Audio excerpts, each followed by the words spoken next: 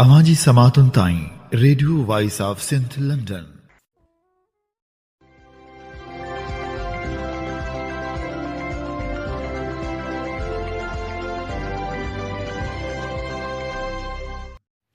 आम्ही ॿुधी रहिया आहियो radio voice of Sindh London. अवांजी ख़िदमत में प्रोग्राम पेश कजे थो ख़बरुनि जी दुनिया। 31 मार्च 2026 अंगारे जे ॾींहुं प्रोग्राम ख़बरुनि जी दुनिया साण करे आऊं अवांजी ख़िदमत में हाज़ुर आहियां जो पंहिंजो मेज़बान हबीब लगारी। सभ खां पहिरियां पेश करियूं था ख़ासि ख़बरूं। समूरा जवाबदार बरी त क़ातिल केरु? मेहड़ वाक़े जे फ़ैसिले सवाल उथारे छॾिया। अदालत फ़ैसिले में सरदारनि खे इहो पैगाम ॾिनो आहे त माण्हू मारींदा रहो, तव्हांखे अदालतूं कुझु न चवंदियूं। उमेर रुबाब जो फ़ैसिले ते रद्द अमल। वर्ड सिंधी कांग्रेस चयो आहे त बासर वॾेरनि जी आज़ादी बाद संदन हथियार बंदनि शहर खे यरगमाल बणायो। कानून किथे हो? SUP जो कैनालनि जी अॾावत ख़िलाफ़ भान सैदाबाद खां सेवण ताईं प्यादल मार्च। मोरो जे असीरनि सां इंसाफ़ न थियो। मासूम ॿारनि जो बि असीरनि जी आज़ादी लाइ एहतिजाज। स्पेन पारां अमरीकी जंगी जहाज़नि लाइ हदूं बंदि। आबनाए हुरमुज़ न खुलियो त ईरान जा बिजली घर तबाह कंदासीं। ट्रंप जी हिकु भेरो ॿीहर धमकी। मीरपुर बठोरे में पाणी जी खोट शिदत इख़्तियार करे वई। रहवासियुनि जो एहतिजाजी मुज़ाहिरो। पघारूं ॾियो। ख़ैरपुर में उस्तादनि जो एहतिजाज। राणीपुर में फुर वाक़े ख़िलाफ़ दुकानदारनि जो दुकान बंदि करे एहतिजाज। मसूअ भुरगड़ी में पोहरियत मज़ाहिमत तहरीक पारां सेमिनार मुनक़िद। हाण पेश करियूं था तफ़सीली ख़बरूं। मेहड़ वाक़े में क़तल थियल उमेर रुबाब जे वालिद ॾाॾे ऐं चाचे जे क़तल केस में समूरनि जवाबदारनि अदालत बाइज़त बरी करे छॾियो आहे। अदालती फ़ैसिले केतिराई सवाल उथारे छॾिया आहिनि। अदालत केस में नामज़द सरदार चांडियो, बुरहान चांडियो, मुर्तज़ा अली गोहर सिकंदर, ज़ुल्फ़कार सत्तार ऐं अब्दुल करीम चांडियो खे बरी करण जो फ़ैसिलो ॿुधायो।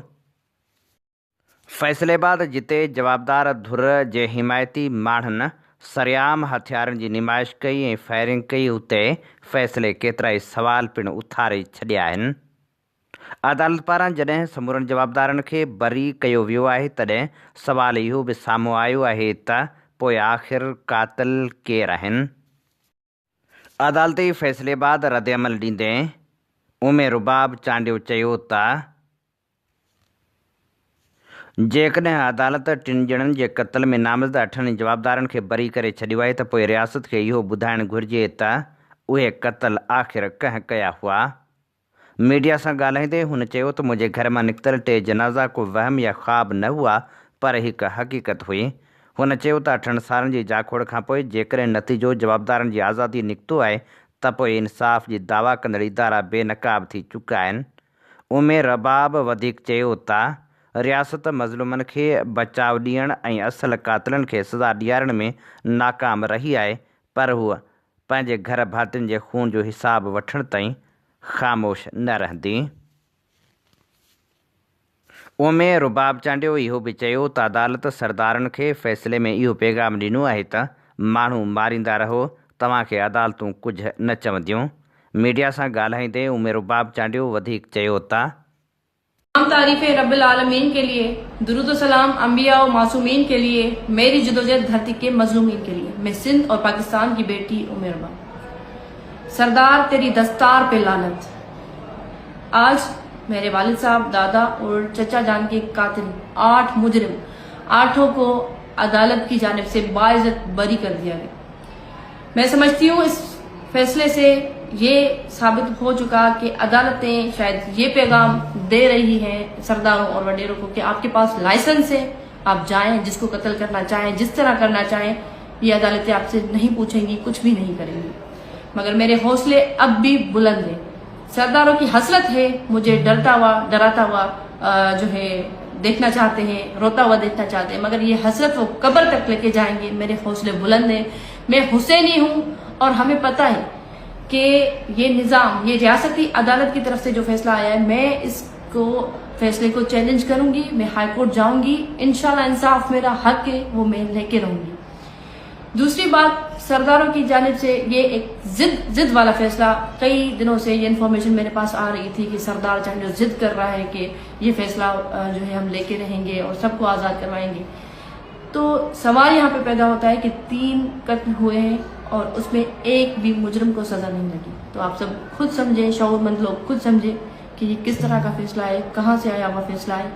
ये अदल के निज़ाम का जनाजा निकला है, मगर फिर भी मेरे हौसले बुलंद है।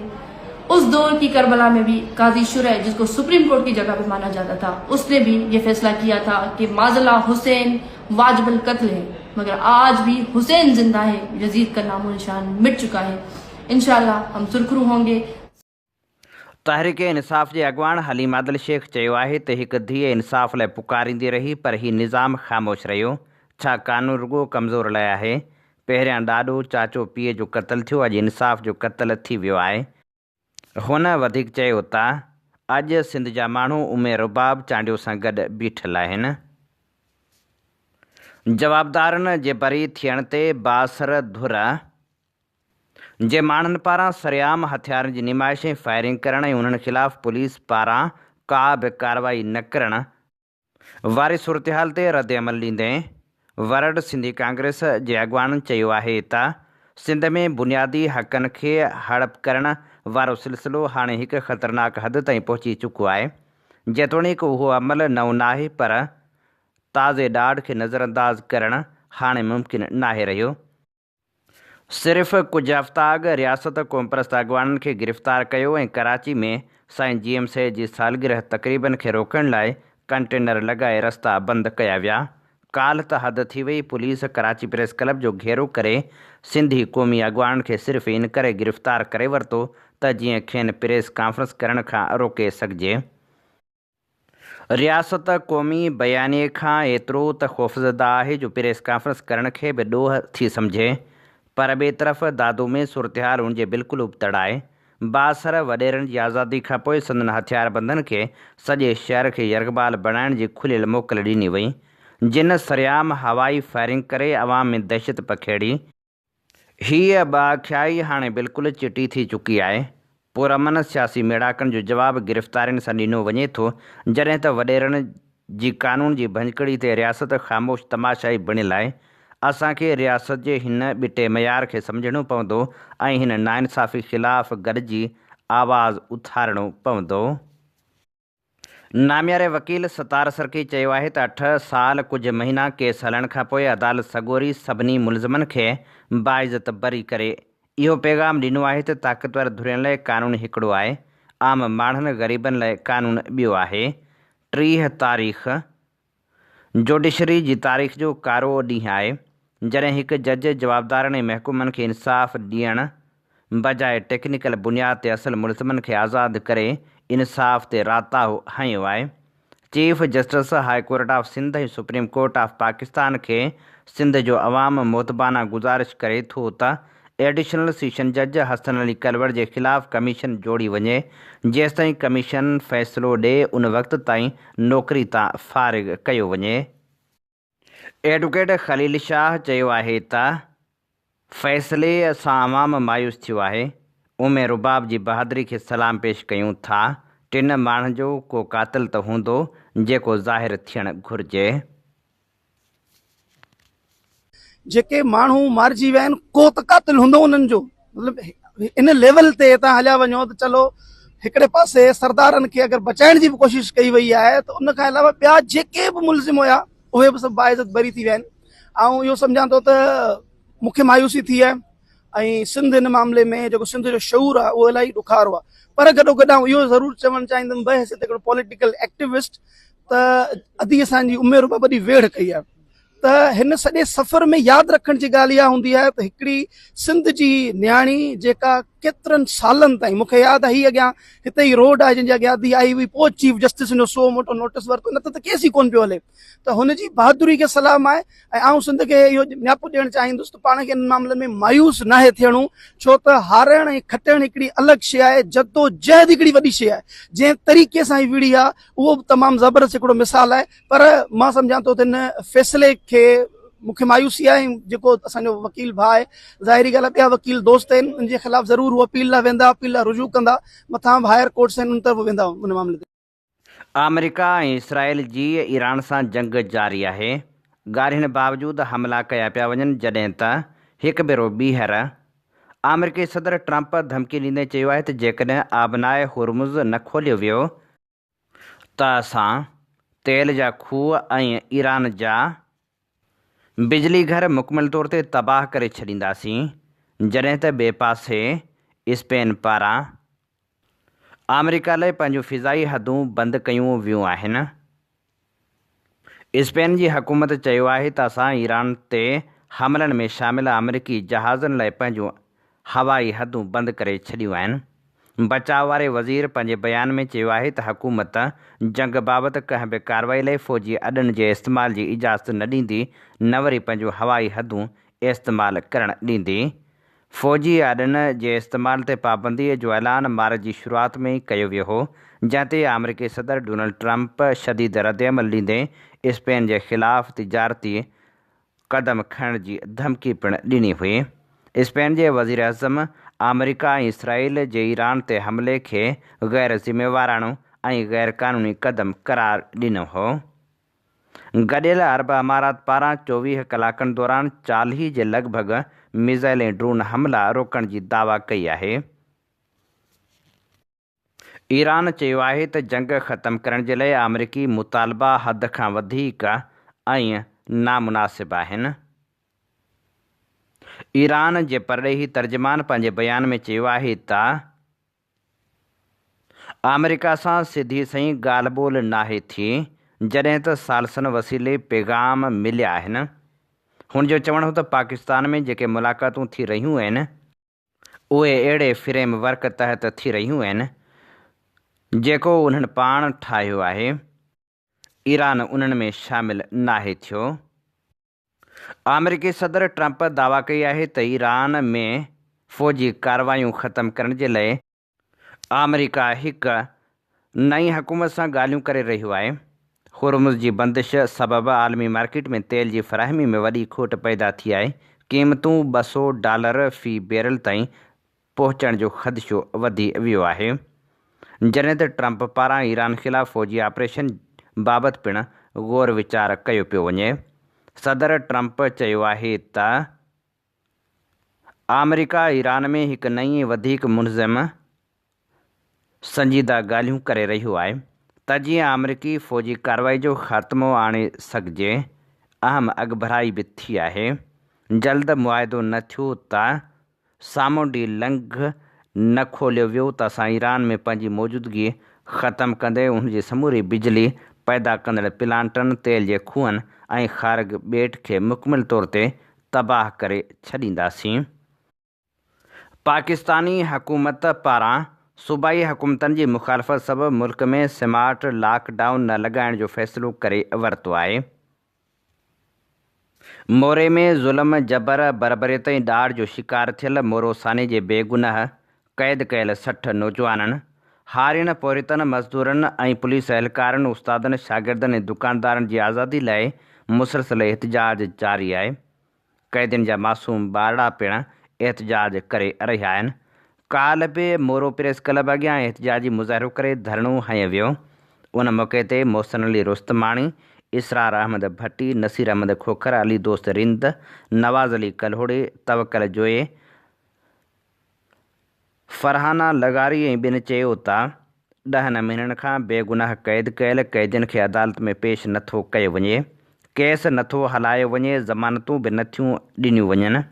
इंसाफ़ जे मुंतज़र क़ैदियुनि खे मग़वी करे नौशहरे फ़िरोज़ी जेल में रखियो वियो आहे। माइटनि सां मिलण बि नथो ॾिनो वञे। 10 महीननि खां जेल में बंदि आहिनि। 60 ख़ानदाननि खे पीपल्स पार्टी जी जमहूरियत जी दावेदार सिंध हुकूमत यरगमाल बणाए उन्हनि खे तबाह करे उन जे मासूम बचनि ऐं अमड़ियुनि खे रुलायो आहे। उन्हनि जे घरनि में कोहराम मतल आहे, ख़ुशियूं ख़तमु थी वियूं आहिनि। मासूम ॿार, मासूम न्याणियूं, अमड़ियूं, पीरसन वालदेन बुख बदहालीअ में तड़पी रहिया आहिनि। उन जे घरनि जा चुल्हा नथा ॿरनि। ॿारनि जी तालीम ख़तमु कई वई आहे। उहा सिंध हुकूमत जी सुरिहाई आहे। अहिड़ो ग़रीबनि ते नसुरो ज़ुल्म करे रही आहे। वॾे वज़ीर ऐं वज़ीरनि वटि उन ज़ुल्म जो को जवाबु आहे? 18 सालनि जी उहा हुकुमरानी रही आहे जो दहशत गर्दनि, धाड़ेलनि, कातिलनि, रहज़ननि, ॾोहारियुनि खे खुली छूट ऐं माफ़ी, जॾहिं त ॻोठ लॻारी बजाराणी ऐं शहर मोरो जे 60 ग़रीब बेसहारा माण्हुनि, पौरियतनि, नौजवान शागिर्दनि, उस्तादनि, हारियुनि खे गिरफ़्तार करे कूड़ा केस दाख़िल करे 10 महीननि खां क़ैद कया विया आहिनि। ज़मानतनि, मुलाक़ातनि ते बंदिश आहे। सिंध हुकूमत जी कारकर्दगी 15 ॾींहनि खां एहतजाज जो सिलसिलो मुसलसिल जारी आहे, पर उन्हनि मज़लूमनि जो को बि दाद फ़रियाद न थी रहियो आहे। 26 ऐं 27 तरमीम खां पोइ हुकुमराननि अदालतनि खे इंसाफ़ ॾियण खां रोके छॾियो आहे। हुननि हुरनि जे रूहानी पेशवा पीर साहिब पागारे, क़ौम परस्त अॻवाननि, वकीलनि, ॾेही तोड़े परॾेही इंसानी हक़नि जे तनज़ीमनि, अदीबनि, शाइरनि, लेखकनि खे अपील कई आहे त 10 महीननि खां बेगुनाह क़ैद कयल क़ैदियुनि जी आज़ादी लाइ पंहिंजो किरदारु अदा कनि। सिंध हुकूमत जे जबर, बरबरियत, ॾाढ, ज़ुल्म जे ख़िलाफ़ आवाज़ उथारियुनि, मज़लूमनि जो साथ ॾियनि ऐं मदद कनि। सिंध यूनाइटेड पार्टी तालके सेवण पारां मंछर जी बहाली लाइ कारपोरेट फार्मिंग, सिंधु दरिया ते ठहंदड़ कैनालनि ऐं बदअमनी ऐं करप्शन ख़िलाफ़ भान सैदाबाद खां सेवण ताईं प्यादल मार्च कयो। SUP अॻवान दरिया ख़ान लगारी, मोहम्मद नवाज़ रिंद, अली असगर सोलंगी, हाकिम बुर्दी, शबीर बुरड़ो, सुहेल बुरड़ो, कादर थेबो, बदरदीन पहवर, अली रज़ा चन्ना ऐं ॿिनि जी अॻवानी में सवें क़ौमी कारकुन जी रैली भान खां सेवण ताईं पहुती। प्यादल मार्च दौरान क़ौमी कारकुननि सिंध में करप्शन नामंज़ूर, दरिया ते वालार नामंज़ूर जा नारा हंया। उन मौक़े ते एहतजाजी मार्च खे ख़िताब कंदे SUP जे मरकज़ी अॻवान रोशन बुरड़े ऐं ॿियनि अॻवाननि चयो त हुकूमत जी नाक़स कारकर्दगी सबबि तालके जा शहरी बुनियादी सहूलियतुनि खां महरूम आहिनि। गुज़िरियल 18 सालनि खां सिंध में PP जी हुकूमत हूंदे सिंध वासियुनि खे पीअण लाइ साफ़ पाणी मुहैया थी नाहे सघियो। सिंध में PP जी हुकूमत दौरान करप्शन उरूज ते आहे, अवाम फुरिजी रहियो आहे। हाणे त सिंध वासियुनि खां सिंधु दरिया बि फुरियो पियो वञे। मुसलसिल सिंधु दरिया मां कैनाल कढण जूं साज़िशूं कयूं पियूं वञनि। उन मौक़े ते रोशन बुरड़े वधीक चयो त हर माण्हू इक़्तिदार जे पासे आहे। अॼु असां कलंदर जी दरगाह ते बि ऐं कलंदर खे शाइद था बणायूं। हे कलंदर आलम ख़ामोश आहिनि, अदीब ख़ामोश आहिनि, सॼो समाज कब्ज़े हेठा।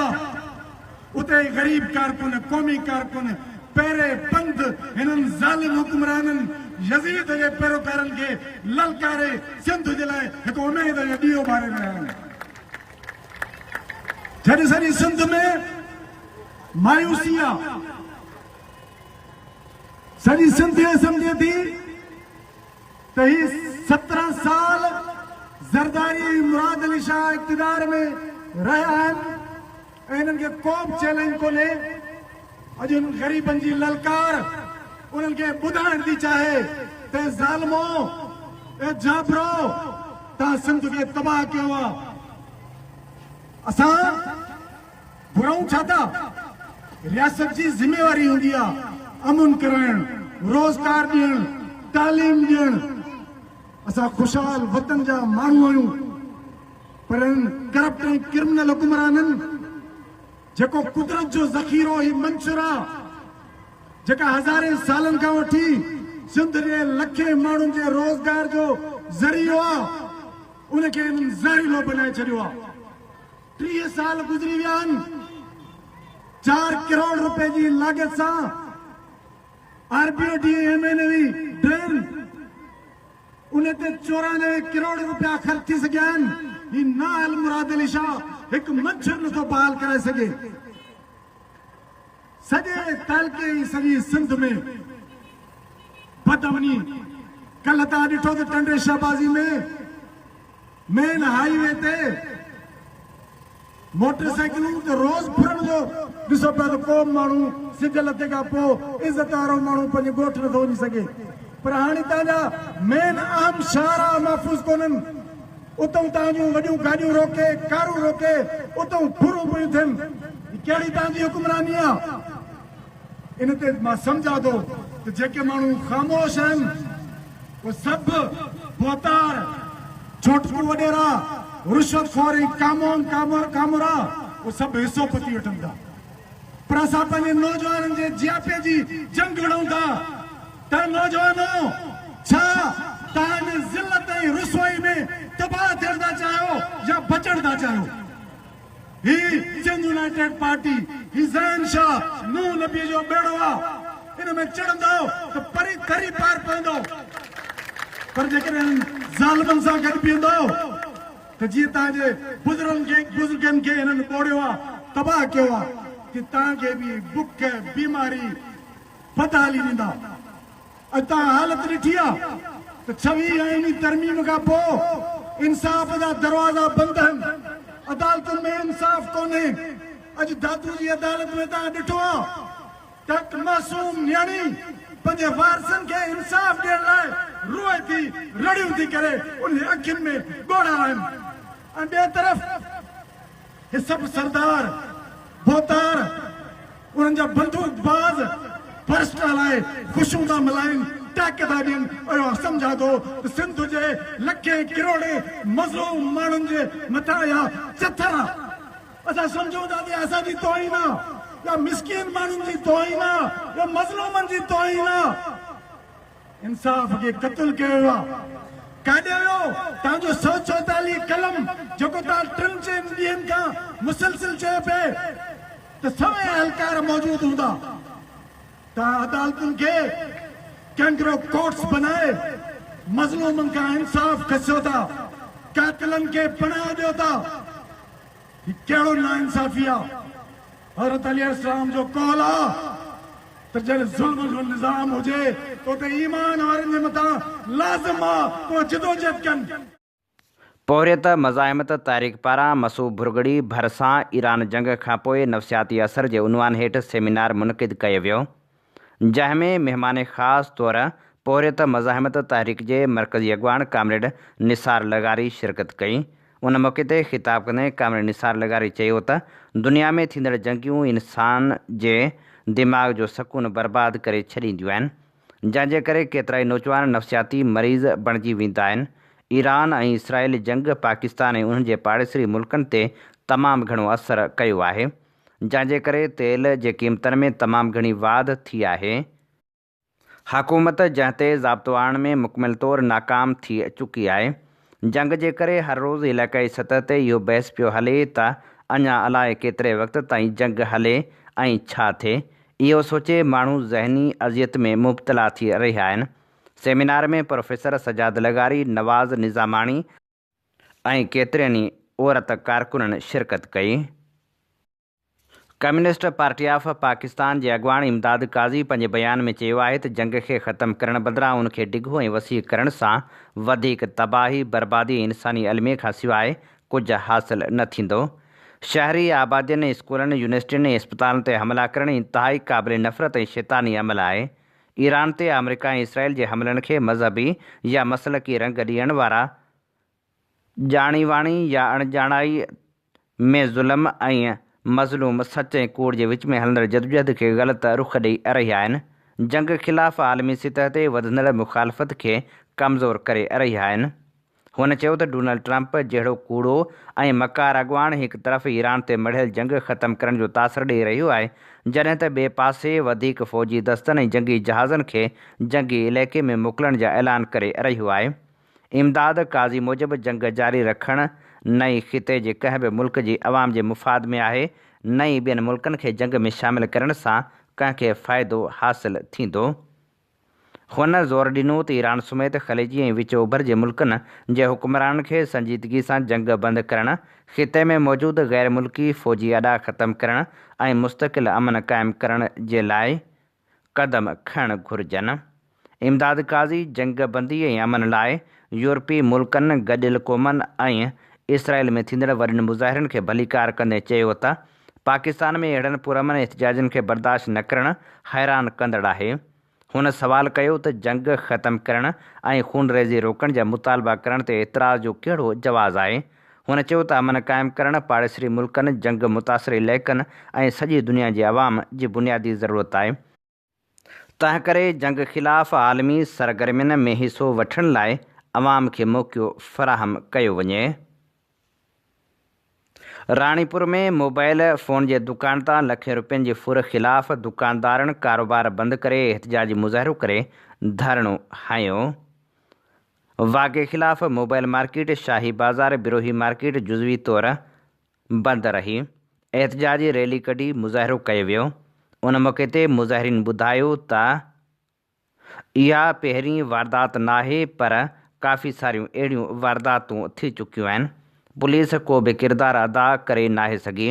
शहर में थींदड़ ॾोही कार्रवाइनि ते कंट्रोल आणे असां शहरियुनि, दुकानदारनि ऐं कारोबारी माण्हुनि खे तहफ़ुज़ फ़राहम कयो वञे। सकरंड जे सीनियर सहाफ़ी काज़ी जावेद सनाई मथां हमिलो करे खेसि ज़ख़्मी कयो वियो, जॾहिं त पुलिस शुरूआती रिपोर्ट दाख़िल कंदे हमिलो कंदड़ जवाबदारनि मां कुझु जवाबदार गिरफ़्तार करे वरिता आहिनि। सकरंड जे सीनियर सहाफ़ी काज़ी जावेद सनाई मथां हमले वारे वाक़े ख़िलाफ़ एहतिजाज कयो वियो। सकरंड में कलम धणियुनि एहतिजाज कयो। उन मौक़े ते समूरनि जवाबदारनि जी गिरफ़्तारी जो मुतालबो पिणु कयो वियो। बाडह में पहवर बिरादरी जे ॿिनि मक़तूल नौजवाननि जा क़ातिल गिरफ़्तार न थियण ख़िलाफ़ वारसनि पारां एहतिजाजी मुज़ाहिरो कयो वियो। एहतिजाजी मुज़ाहिरे जी अॻुवाणी रियाज़ power, Sikandar power, Sabir power, Bashir power ऐं ॿिया करे रहिया हुआ। उन मौक़े ते अॻुवाणनि चयो त 2 साल अॻु क़तल थियल ज़ुहैब पहवर ऐं ताज़ो संदसि केस जे फ़रियादी भाउ वज़ीर पहवर खे क़तल कयो वियो। बासर जवाबदार केस तां हथ खणण लाइ धमकाए रहिया आहिनि। आला इख़्तियारियूं नोटिस वठी क़दम खणनि। टंडो आदमजी सब्ज़ी फ्रूट मंडी केतिरनि ई बुनियादी मसइलनि जो शिकार आहे। मार्केट कमेटी पारां तरक़ियाती कम न थियण सबबि वापारी बिरादरी सख़्त परेशानी में मुब्तला आहे। वापारी बिरादरी पारां काल एहतिजाजी मुज़ाहिरो कयो वियो ऐं मुतालबो कयो वियो त फ़ौरी तौर ते बुनियादी सहूलियतूं ॾिनियूं वञनि। अकबर चुगताई ऐं ॿिनि चयो त ऑक्शन प्लेटफार्म ज़बून हाली जो शिकार आहे। कुझु हिसो किरी पियो आहे। मज़दूर मौजूदाणे तौरु महफ़ूज़ रहिया। हुननि मुतालबो कयो त फ़ौरी तौर ते मरमती कमु करायो वञे। उमरकोट भरिसां ॻोठ हाजी हाशिम पली में 2 महीना अॻु रिटायर प्राइमरी उस्ताद आरिफ़ पली जे घरां लॻल धाड़े जे वाक़े जा जवाबदार गिरफ़्तार न थियण ऐं माल बरामद न थियण ख़िलाफ़ प्रेस क्लब उमरकोट अॻियां एहतिजाजी मुज़ाहिरो करे धरणो हयो वियो। उन मौक़े ते एहतिजाज जी अॻुवाणी कंदड़ तहरीक इंसाफ़ जे अॻुवाण लाल माल्ही, डिस्ट्रिक्ट बार जे जनरल सेक्रेटरी मोहम्मद यूसुफ मंगरियो, जावेद पली, अली नवाज़ पली, अली महमद रूंझे, गुल बजीर ऐं ॿियनि चयो त उमरकोट जहिड़े पुरअमन इलाइक़े में धाड़ ऐं चोरियूं मामूल बणिजी वियूं आहिनि। 2 महीना गुज़रण बावजूदि आरिफ़ पली जे घर ते लॻल धाड़े में मुलविस जवाबदार गिरफ़्तार थी न आहिनि सघिया। हुननि मुतालबो कयो त फ़ौरी तौर ते जवाबदारनि खे गिरफ़्तार कयो वञे ऐं जवाबदारनि ख़िलाफ़ कार्रवाई कई वञे। मीरपुर बठोरे तालुके जे घाड़ेवाह में पाणी जी मुसलसल खोट ख़िलाफ़ इलाइक़े वासियुनि पारां एहतिजाजी मुज़ाहिरो कयो वियो।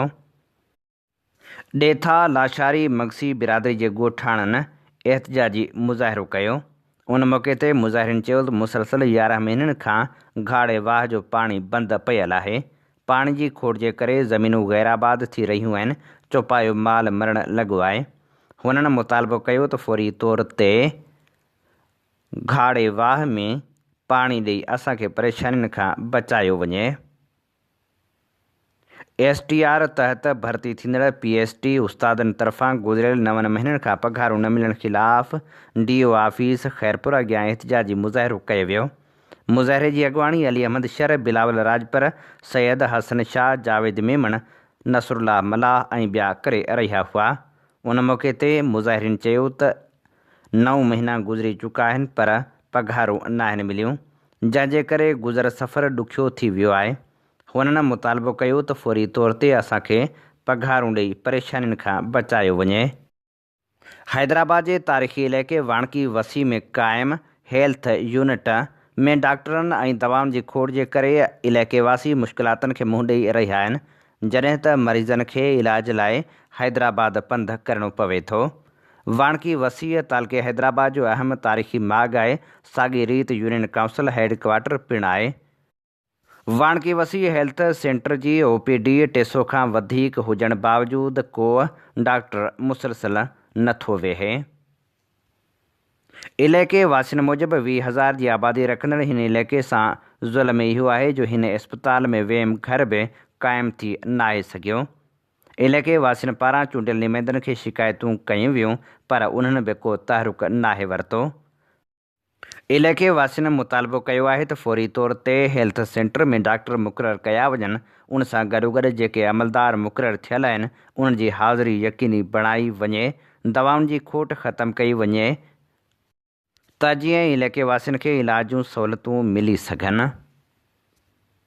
ख़ैरपुर में सुई सुधरण गैस कंपनी वारनि जी नाअहली ऐं लापरवाही जे करे गैस जे पाइपनि मां पाणी अचणु लॻो। शहरी परेशान थी विया, जॾहिं त शिकायतुनि बावजूदि के बि क़दम न खयां विया। इलाइक़े वासियुनि दाहींदे चयो त सुई सुधरण गैस कंपनी वारनि जी नाअहली ऐं लापरवाही जे करे पाइपनि मां गैस बदिरां पाणी अची रहियो आहे, जंहिं करे गैस ते रिध बचाव नथा करे सघूं। असांजा ॿार बचा सख़्तु परेशान थी विया आहिनि। हुननि चयो त केतिरनि इलाइक़नि में गुज़िरियल 2 ॾींहंनि खां गैस नाहे ऐं हथरादू लोड शेडिंग कई वई आहे। हुननि मुतालबो कयो त फ़ौरी तौर ते नोटिस वरितो वञे। राधण रेलवे स्टेशन प्लेटफार्म ते समाजी कारकुन नज़ीर अली बिरोही, सहाफ़ी हुसैन बख्श बिरोही, शौकत जावरी, सिजाद जोखियो ऐं ॿिनि जी अॻुवाणी में कोटड़ी, सेवण, दादू, राधण, लाड़काणो वारी रेलवे सेक्शन ते बंदि पियल ट्रेनुनि जी बहाली लाइ एहतिजाजी मुज़ाहिरो कयो वियो। मुज़ाहिरीन जो चवणु हो त तेल न हुजण जो बहानो बणाए ML 2 ते रेलगाॾियूं बंदि करणु ऐं ML 1 ते पंजाब जूं गाॾियूं हलाइणु सरासर ज़ुल्म आहे। हुननि मुतालबो कयो त फ़ौरी तौर ते बंदि कयल ट्रेनूं बहाल कयूं वञनि। सखर में मिरपुर माथेले सां तालुक़ु रखंदड़ पसंदि जी शादी कंदड़ जोड़े तहफ़ुज़ फ़राहम करण लाइ सखर प्रेस क्लब पहुची इंसाफ़ जी घुर कई। घोट ज़ीशान अली लोहर ऐं लुबना राजपूत प्रेस कॉन्फ्रेंस कंदे तहफ़ुज़ ॾियण जो मुतालबो कयो। हीअ असीं अवां जी ख़िदमत में पेश करे रहिया हुआसीं ख़बरूं। सिंध जो क़ौमी आवाज़ voice of Sindh London web radio ऐं TV चैनल जेको गुज़िरियल 13 सालनि खां सिंध सां थींदड़ ज़्यादतियुनि नाइंसाफ़ियुनि ख़िलाफ़ सगारो आवाज़ बणिजी दुनिया जी कुंड कुड़िछ में पहुचे थो।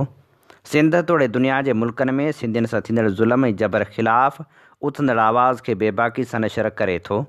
वॉइस ऑफ सिंध लंडन कारोबारी न पर क़ौमी जदोजहद जो अहम मोर्चो आहे, जंहिंखे अव्हां जे माली सहकार जी सख़्तु ज़रूरत आहे।